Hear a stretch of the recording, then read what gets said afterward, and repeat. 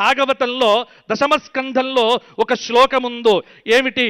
యదా దేవేషు వేదేషు గోషు విప్రేషు సాధుషు ధర్మే మయిచ విద్వేష సవా ఆందు శృతులందు గోవులందు విప్రకోటియందు ధర్మ పదవియందు తగలినాయందు వాడెన్నడలుగు వాడెహింసనుందు.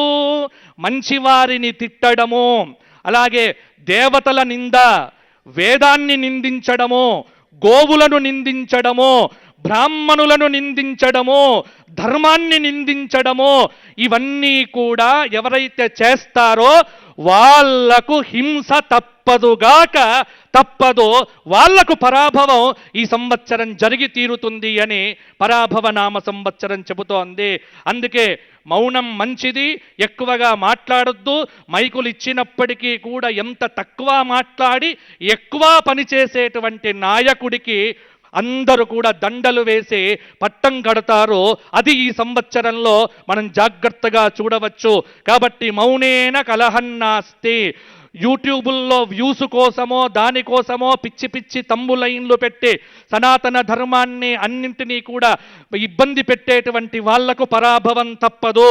తృతీయాధిపతి రవి లాభంలో ఉచ్చస్థితిలో ఉండటం రాష్ట్రం బృందానికి బలమైన స్థిరమైన అనుకూలత అనేటువంటిది కలుగుతుంది. ఈ సంవత్సరం ఇక ఇంతసేపు చెప్పింది కాకుండా ఈ 2 నిమిషాలు ఒక్కసారి మీరు వినండి. ఇంతసేపు చెప్పినది ఒక ఎత్తు, ఇక ఇప్పుడు జాగ్రత్తగా ఉండవలసిన అంశముల గురించి నేను చెబుతా. ఇది నా స్వకీయ కల్పన కాదు, పంచాంగం చెబుతున్నది. ఈ సంవత్సరం దేశారిష్ట యోగాలు అధికంగా ఉన్నాయి, ఇబ్బందులు తప్పవు. ఏప్రిల్ 10 నుండి జూలై 4 వరకు కాలసర్పయోగం, ప్రశాంతత తక్కువ. ఎవ్వరికి ఇంట్లో వీడికి ప్రశాంతత ఉండదు, అలాగే కలెక్టర్లకు ప్రశాంతంగా ఉండదు, పోలీసు డిపార్ట్మెంటుకు నిద్రనే ఉండదు. ప్రశాంతత అనేటువంటిది కల్తీ రంగాన్ని చూసేటువంటి వారికైతే అసలు వారు ఇంకా గట్టి ప్రయత్నం చెయ్యాలి. కల్తీలు రాజ్యమేలుతాయి. కల్తీ అనేటువంటిది ప్రతి చోట వస్తుంది. అది నివారించవలసిన బాధ్యత ఖచ్చితంగా ప్రభుత్వం మీద ఉంటుంది. ఇక ఈసారి ఎండలు 50 డిగ్రీలు అనేటువంటిది కామన్ థింగ్గా మారిపోతుంది. కాబట్టి విద్యుత్తు వినియోగం అనేటువంటిది రాష్ట్రానికి కొంత బాగా అవసరమయ్యేటువంటి నెలలో ఇప్పుడు రాబోయేటువంటి రోజులు కూడా.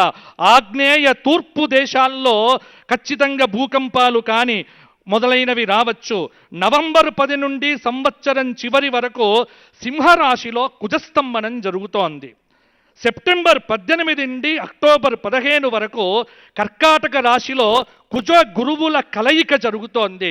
అంటే ప్రాకృతిక ఉపద్రవములను సూచిస్తూ ఉన్నది.